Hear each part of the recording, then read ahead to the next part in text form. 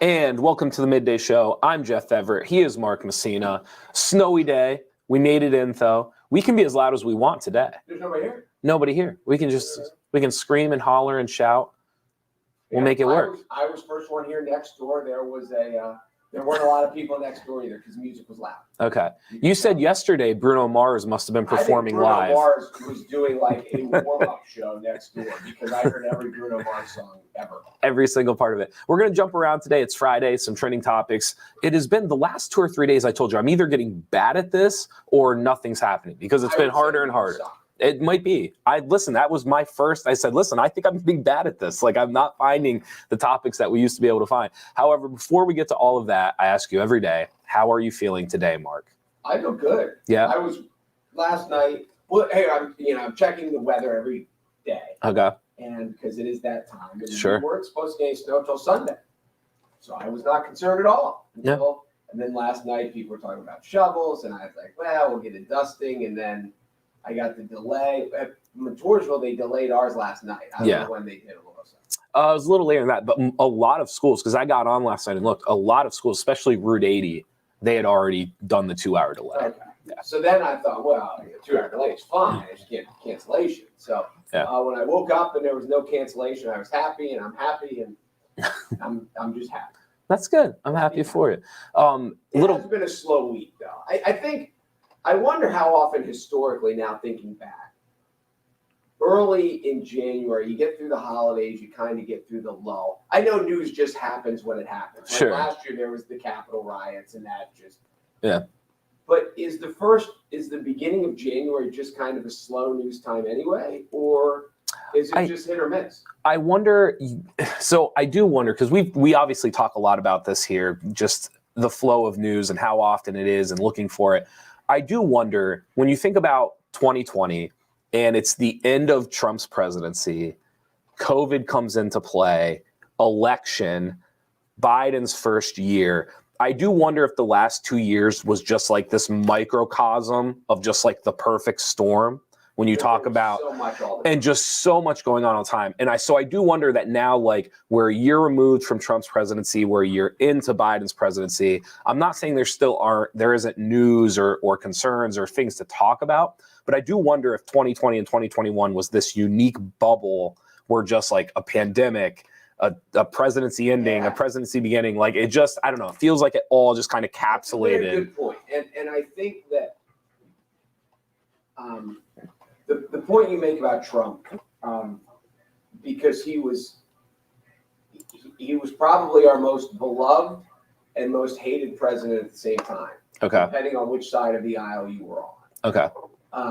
He had such a feverish following, and then he had his militant detractors, and because he loved Twitter so much, and back then he was allowed on it, he was a constant soundbite. Even though it was a type. There was just this aspect of constant news. Yeah. That you might be right. It's because, not only just Biden, but nobody. Biden does not have nearly the vigorous support that Trump had. Sure. He's hated by the other side because every president's hated by the other side. But I don't think that that's even with the same fever pitch. There was just a heightened sense of everything when Trump was in office on both sides. Yeah.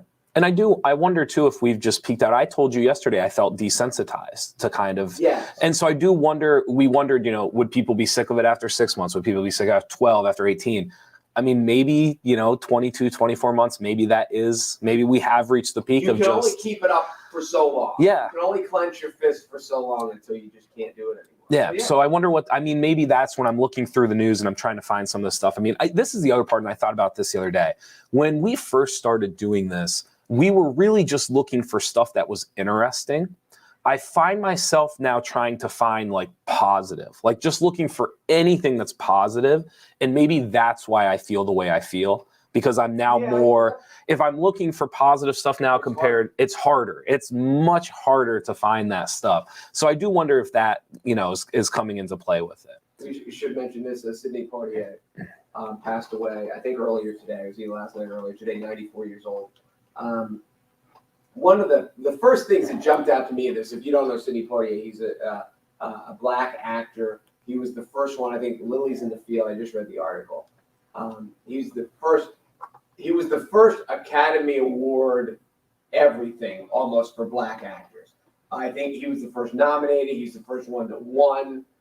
I think he won as the lead and the supporting in different movies. He was just a career. He was a trailblazer. Okay. He was kind of the Jackie Robinson, if you will, of Hollywood. But through all this, because I knew all that beforehand, I see this as like he's 94 years old. Betty White was 99, and Sidney Poitier is 94, and I know James Earl Jones.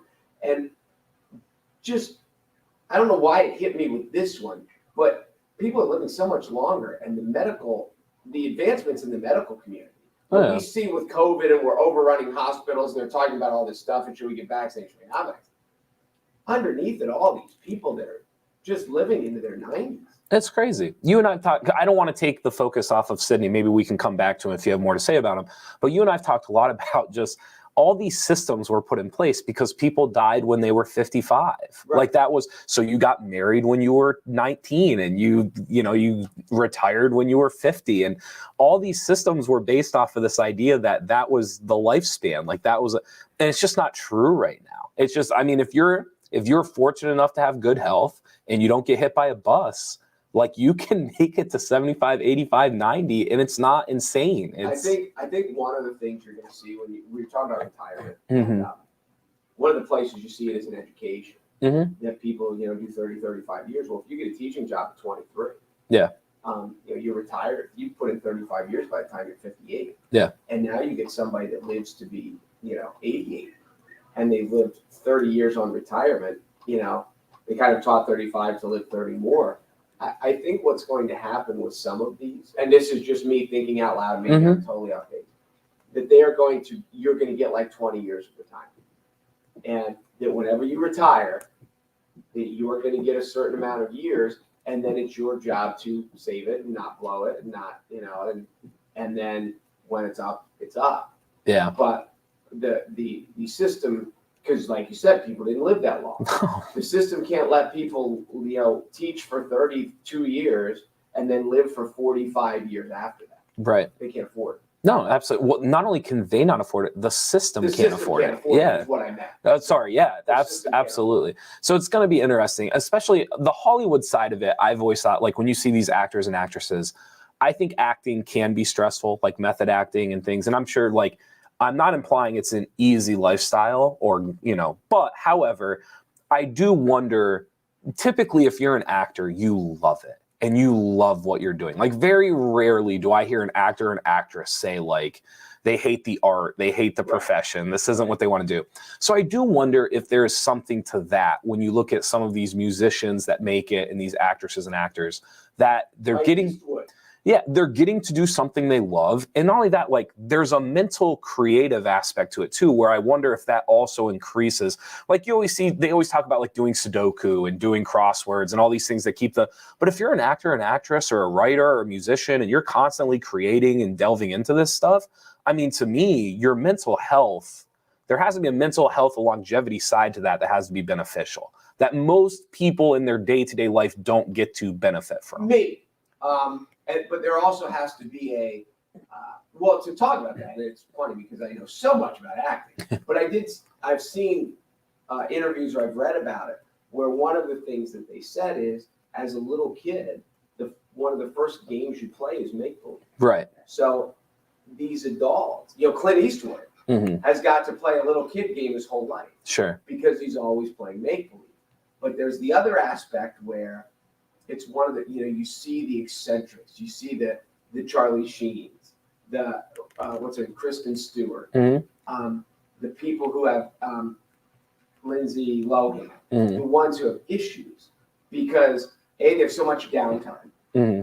and B, because they're always pretending to be someone else. Mm-hmm. So how many of these people then have trouble actually being themselves? Yeah. Because they spend their whole life pretending not to be themselves. The key word that you said there was their whole life, because at least two of the three examples you just gave, they were very good very early, and thus they never really got to do anything else through their teens and into their 20s. So I agree with you. Like, if that's your whole life, I can totally see how that would be, how it comes up. But you have a lot, like Morgan Freeman didn't make it until he was, in his 50s, I think it was? Wasn't Morgan Freeman, wasn't his first gig Sesame Street? Possibly. I forget what it was, but Freeman got in very late. One of the more recent ones is Adam Driver. Isn't Adam Driver really didn't get in until 30, I think he was 33 or 34 when he actually like dove in and tried to start doing some stuff.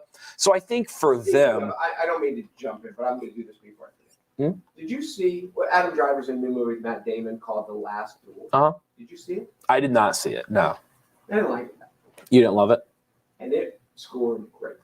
Okay. Didn't make any money. Made no money. None. Ridley was did you say Ridley was blaming, was it millennials? Scott Ridley went on this tirade about how somehow the reason... It's not Scott Ridley? Forget who it was. Ridley Scott. Ridley Scott, yeah. Thank you. Ridley Scott went on this tirade about, had something to do with, I believe it was millennials, or I forget who he centered out. Like, he basically was like, it's this fault, they don't understand art, and he went on like a little bit of this tirade. But with Adam Driver, I think when you get to... I think there's an aspect where if you're not a child actor and you're not doing it the whole way through, there has to be an aspect of like, oh my God, I get to play make-believe again.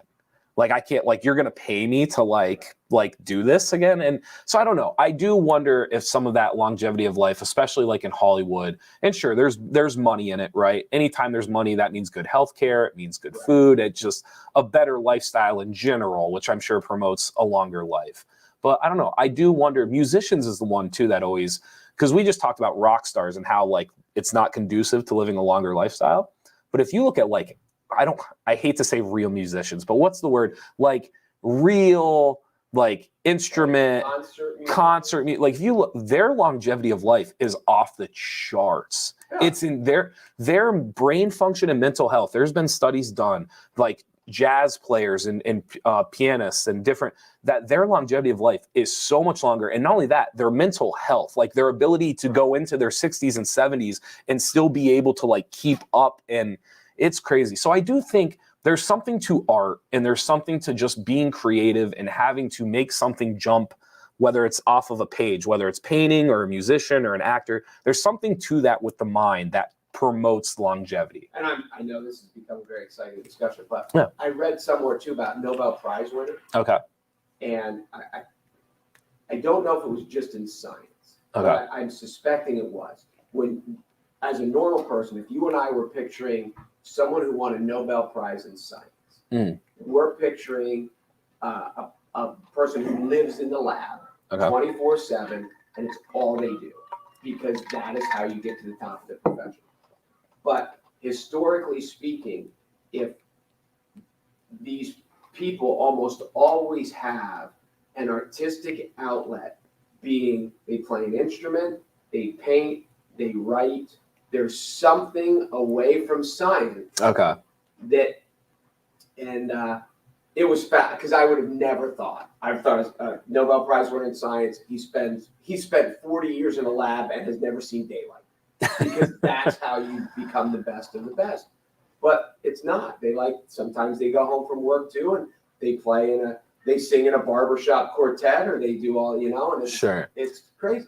I think going along with it, the innovation side, because I have done, there's something to when you're trying to innovate or create, you almost need to draw. You can't dive fully in. So for example, in order to be like the best trumpet player, you have to be all in. Have you ever seen the movie Whiplash? It was really, yes, okay. And there is like, so if you want to be the best drummer, like you have to immerse yourself, right? And that is, it's what you do. You wake up, you eat, breathe, live it, all of those things. However, though, if you want to be the best composer, you almost need to innovate, and you need influences from other things around you and other interests, and be able to pull that into what you're doing. So there's this weird thing of like the Kobe of like, to be the best basketball player, I have to shoot 900 shots, and I have to devote my entire life to this, and like this is what I'm doing, or a drummer, whatever it may be. But if you want to be like a really good coach or a really good composer or a really good scientist who comes up with these different, you almost can't delve into it that way. Do you see where I'm going with that? Yeah, and different players, different golfers. Yeah. There was a story. I wish my buddy he's here to tell, but the caddies were talking. It was the end of the season, and the caddies were all talking about when do you get together with your guy to hit balls over the winter? And the one guy's like, he goes, I won't see my guy till the tournament. Yeah. The first tournament next year. And I'm like, come on, he goes, I'm telling you, he won't practice. He's just a pure ball striker. Uh-huh. And when my buddy's telling the story, he sounded like it was true. Mm. They're like, how much you want to bet? He took a banana, he ate it, and he took the banana peel and put it over the guy's driver. Mm. And pulled the head cover over it. Okay. And he's like, I'll bet you $100 when we get to the first, whatever the tour event was. When we get to the, whatever. The banana peel is still there. It's here. And they're like throwing money in. And he's like, they show up the next, and they can't wait. And he pulls it off, and it's all black and they're like, oh my God, your guy hasn't hit a drive, bro. Yeah. Like, nope, I told you, won't practice. He'll go hit 100 balls on the range, and he's ready. So there are guys that just have it. Walk away and that do other things. And there's I know Mike played with Bernie Williams in New York, who is an incredibly accomplished guitarist. Yeah. And I remember the one day they were leaving the clubhouse and Bernie's walking, he's got all his stuff and he's got his acoustic guitar, just over shoulder. Like, and I was like, why did he bring them? I goes, well, there was a threat of a rain delay. Yeah. So if we're going to sit in the clubhouse for 2 hours, I'm going to play my guitar. So it is. Those people are fascinating, though, because do you think Stephen Curry is a good example of it, but like even doing the Bernie Williams example, do you think those people are just so hyper-focused that they're able to pick up multiple skills at a high level, or do you think it's innate? Like there's just something that they grasp and get. Like Stephen Curry, have you ever heard the Stephen Curry stuff?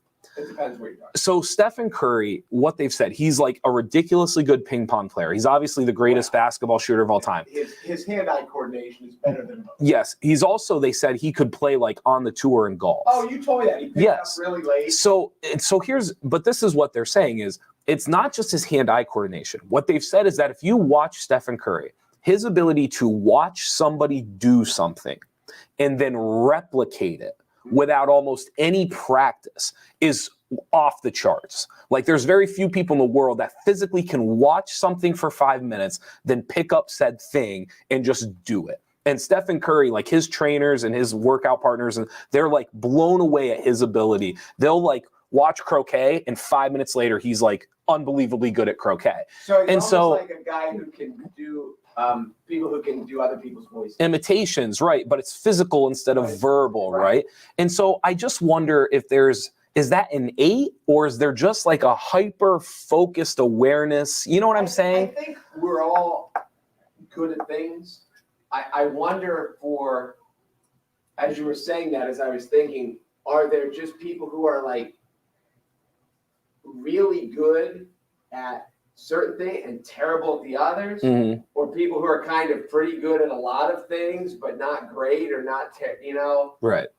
See, I've always looked one of the things that I've always is the physical impersonations. Mm-hmm. Like if you've seen, like I've seen Aaron Boone does it real. Aaron Boone will imitate batting stances, and basketball players who can imitate how guys dribble and how they shoot. Right. And then the Frank Caliendos of the world who can mimic voices and all of that. Like that stuff fascinates me because I can't do it. I've always joked, and I've talked to you about this before, I'm a repper. So like I can see something, but I have to rep to get really good at it. So my stupid advantage is that I'm willing to fail and fail and fail and fail and fail and rep something out until I'm good at it. Because I have some friends that just would never do that. Like if they can't get in the first one or two.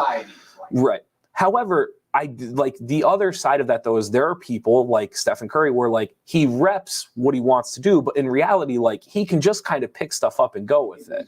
And I've joked like my sister's that way. She's a natural. Like she can just pick stuff up and kind of run with it. So I do wonder if it's more like in society, if you have people that just need reps, or are there people that can just visually attain what they need and then go out? Like, have you ever, like, this is going to sound so corny. Have you ever watched a really good plumber or electrician? Like, have you ever been around somebody that's just like, you can tell like that is their trade and it is what they do. And if you're ever around like an electrician or plumber who knows what they're doing, they just have a feel. Like you can just see like they'll walk into a house for the first time and they almost can just look around and they'll say like, well, the pipe's probably there and it's through there and yep, there it is. And it's, and like, oh, yeah. I mean, it is. Now, do you think that's repped, or do you think like innately some people just have that visual orientation? Okay. I think it's both. Okay. But yeah, there are some people that that they just figure out when they look at things, it just makes sense to them. Yeah. And they just know how it works. My first year of college, I don't think I've ever told you this story, but my first year of college, I went for mechanical engineering technology. You told me that. There you go, which is all the 3D modeling and stuff like that. You walked into your first class, you looked around at all these eggheads, and the dumbest person in this room. That wasn't even a question. But one of the things that you had to do was in the summer, when you were going into your freshman year, they had you take these model tests. And what you had to do was, could you visually interpret what something would look like if you flipped it without flipping it, right? Okay. So they're basically testing your ability to see through it. I was awful. I bombed it. Now, the second test was the opposite. The second test is they would show you the back side and they would want you to build out to the front, and I aced it. So what that told me was I'm very good at piecing it together and repping it. Like I can rep it to the point where I figure out what it is. But if you tell me to just visually like try to interpret it, I was a train wreck. And thus that's why I'm not a mechanical engineer or MET. I remember I hated dissecting in high. Did you guys dissect? We did. Biology? I think we did a frog. I remember doing like a giant earthworm. We definitely did a frog, and I think we did a rat or a mouse. I can't remember which one it was. So yeah, we did do the dissecting. Do they still do that? I don't know. Okay. I should ask my daughter. We did a cat. Really? We did a cat. Okay. My senior year in high school. Was that normal then? The advanced biology class, the highest level biology class, we did it. I remember we did an earthworm in like 9th grade. Okay. I think we did a frog in it as a senior as well. Okay. Like leading up to it, but then we did a cat. But I can remember, like, first of all, I sucked at it. I don't like dead things. I didn't grow up on a farm like some of you did. Yeah. I don't hunt. I don't like dead things, and it's not my thing. Yeah. But, you know, in the notes or in the picture, it's like, it looks like this, or it's this color or whatever. And then I would open it up, and I'm like, it doesn't look like that. And my ability, they'd be like, no, it's this stuff right here. I was like, well, that's not what you said. Right. You know? You said it was a grayish color. That's not really gray. Right. And I was a terrible dissector. I'm one of the weird people who I have a mathematics degree and I hated science. Uh-huh. And usually the math science people all go together. I love math and I hated science. Huh. And I just couldn't Interesting. see it. I'm still trying to get past the cat. I'm sorry. I can't get. Cats. Yeah, that's nuts. And imagine. Can you imagine? I'm a dog person. Hold on. Slow down. Can you imagine your daughters coming home in the last 3 to 4 years and telling you they dissected a cat? My oldest daughter, absolutely.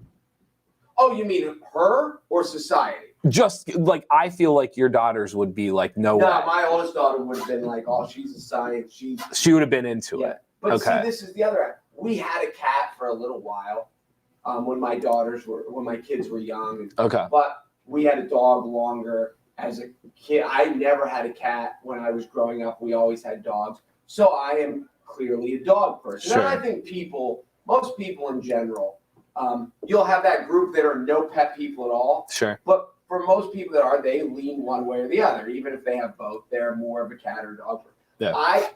If you take not just girls, but any teenager, it would be harder on teenage girls, I think, than teenage boys, but any teenager who is at home and has cats, I think it would be hard. Oh, it'd be really hard. Really hard for a lot of people to dissect a dog. Yeah. Because they have dogs. So, yeah, but we did, and they did it every year.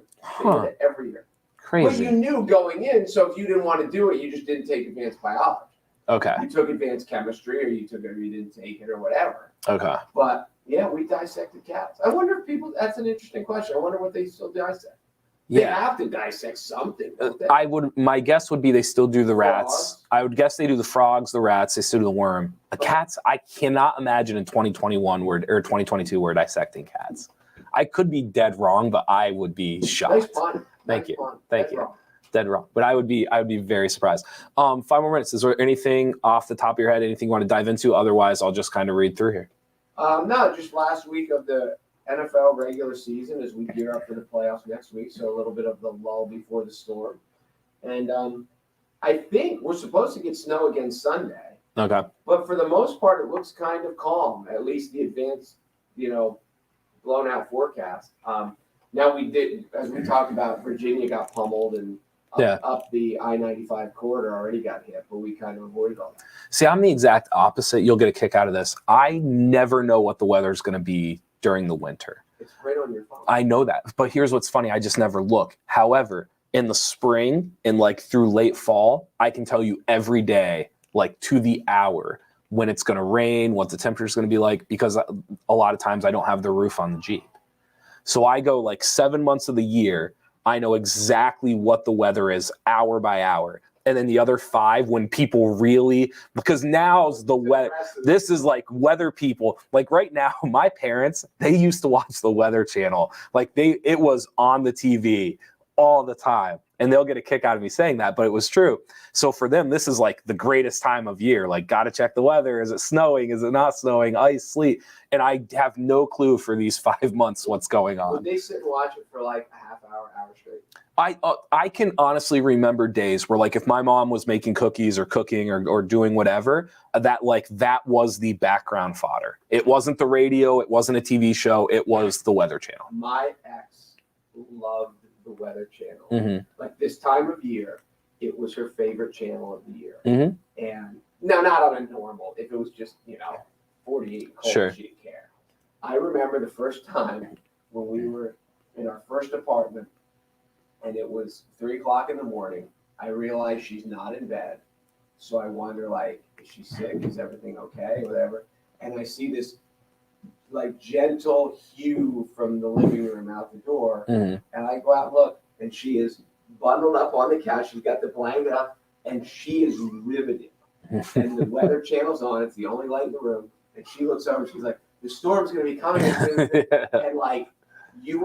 it was like someone watching, the fourth quarter of a football game. Yeah. She was engrossed. Yeah. And I was like, "Are you kidding me?" And she starts giving me this recap again. I'm going back to bed. The other one too that people fall is hurricane coverage. Yes. You ever seen people with hurricane coverage and they're just glued to it and they can't look away? And the poor guy's out there with the umbrella and he's trying to hold on to it. And I love the umbrella, and this is why. I am convinced they only do it for the dramatic, just because it's really not doing anything. But what it does is it just helps. It's kind of tugging at them, and it kind of makes it feel. Shows how hard the wind's blowing. Yes, that's it. That's all it is. Take my word for it. And they don't wear yoga pants and under. They wear floppy stuff. Right. Yes.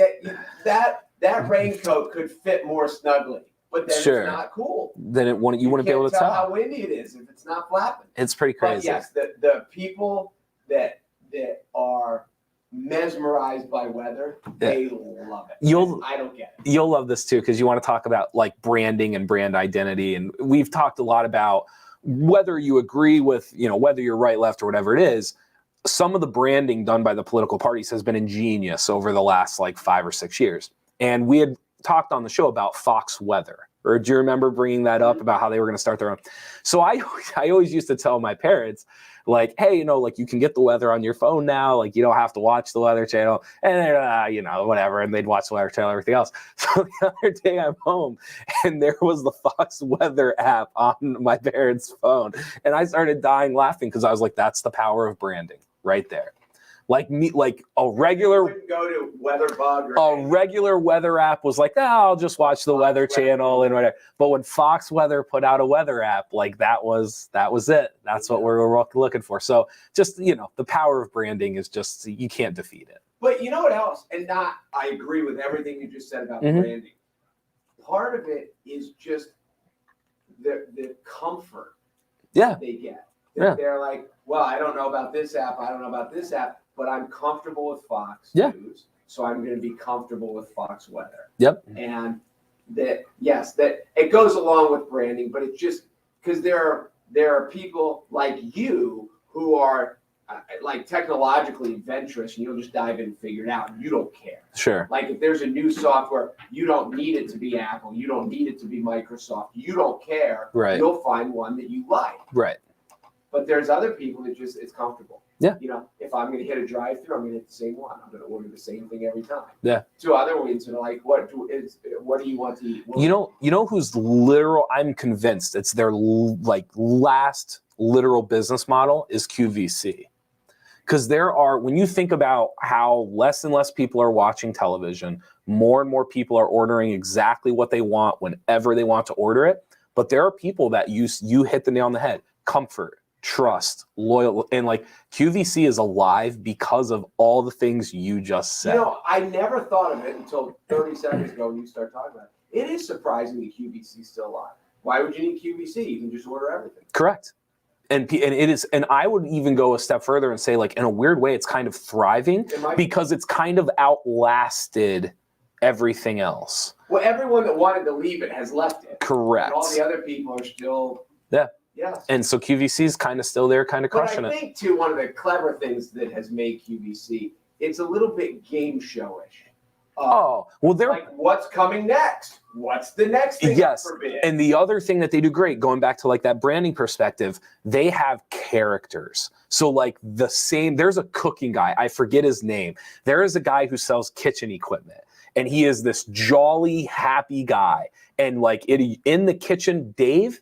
In the kitchen with Dave, it's like Dave in the kitchen or kitchen with Dave. And I am telling you, like, there are people, he is a first name. It's like he has surpassed Dave Matthews. Like it is his name now. And it says, but the point I'm making is like branding, and it's him, and he's comfortable. And Dave's going to be on in the kitchen at 11:30. You ever and seen the movie Joy? Joy. That's the one with, oh my goodness, she was just in the Don't Look Up one. Yes. Yeah, I have seen it. I know. Jennifer Lawrence. Yes. Yes. And she was like the QVC person. And she invented something, and it made it on QVC. It is not a great movie. Sure. It is a fine movie. It's not awful. It's just it. But the story behind it and the kind of, I don't say relentlessness, but her stick-to-itiveness. Sure. All the people around her told her it's not going to work and it's a terrible idea. And her ex-husband was a very important person and it kind of, there's a story behind this that like her and her ex still like got along fine and were cordial and were supportive of each other, even though they were no longer married. And she was like this nobody who had this stupid idea. But she's like, I'm a housewife, and housewives will like this. Yeah. And I don't know if you should ever go search it out. If you ever stumble across it, watch it, and at the end of it, you're just like, you know what? Good for her. She is the American dream. Yeah. Do you remember the lady from, I want to say she was from Lower State, New York, and she started doing like these little kitchen segments, cooking segments on cable news? Like your local cable, whatever. Okay. And then she blew up. And now I'm blanking on her name. I can't remember what it is. It is the QVC show is. Julia Child. No, but it's like that. But just like 40 years. No, even like sooner. This was just like 10, 15 years ago. If I said, I'm going to look her up and you're going to be like, oh yeah, that girl. She's from like Lower State, New York. And she just kind of chipped away. It would be like if you and I just did like a 5-minute segment on like WBRE or whatever. And just like all of a sudden, or NorthcentralPa.com. Well, because it was on cable, but yes. And then all of a sudden, like it just, like she just kind of blew up. And like to your point, like she was so relatable. Just so everyone could understand. It is In the Kitchen with David, by the way. That show I was trying to think of. Well, this thing, and not to give anything away, because it's just called Joy, because that's her name. Her first name, I don't know what her last name is. I can't remember. But, okay. But she has like 1 billion patents, and she's been almost like the homemakers. She just made everything better that was home. Like if you're a housewife and they've designed this and it sucked. But one of the things about it was she got all the way through and she got to QVC and she pitched it. Mm-hmm. And it was something about a mop. It was a way to wring the mop without putting your hands in it. Okay. And it was what, I don't know how she did it, but she patented and all this stuff. Well, she puts it on and it goes on, and one of the QVC guys, he couldn't get it to work. Okay. So it bombed. And they're like, and he's kind of joking his way through it. And he wasn't, he'd never tried it beforehand. He just figured he'd it up. So she goes back in and she's like, you ruined it. And then she's like, I want to do it. And they're like, well, you can't do it. She's like, I sold it to you. Right. So why can't I sell it to America? Yeah. I can sell it a lot better than that bozo you just had trying to sell it. And remember, I convinced you. Yeah. So they put her on and she sold out. And then the rest is history. It's not to like completely change, but what you just described, it's amazing Amazon doesn't do that yet. It's amazing Amazon hasn't figured out a way, because they're in video. Like they have the Prime Video and everything they're doing. It's amazing they haven't created like their own Prime shopping network. I think that's just 20. Why do you think that is? Bezos has trouble coming up with new ideas of his own, and now you just help him. Is that what it is? He hasn't been an idea guy his whole life. He's struggling for ideas. That's what it is. I'm sure there's a reason, but it is surprising that they don't do that. Because there's people who will not buy something on Amazon because they can't actually, it's the visual thing, right? You can't see it, touch it, and you can't see someone else do it. Well, that's a crazy thing too. I was talking about I need a new computer because my screen is breaking. And that's why people make fun of me here, because I can't open and close my laptop, so I carry it around like a baby. But I looked at one, and Carrie, our news director, is like, just go online and order one. I was like, I can't. I need to see it and I need to touch it. Because the keyboard and whatever, I can't just have it show up and not. Right. So there are those shoppers that, whether it's see, feel, touch, there are certain things that you just can't do online. No, it's hard to duplicate. I wonder, as I was talking about Bezos, who struggles to come up with ideas. I would love to see an interview with people who knew him at like 14, 15, 16.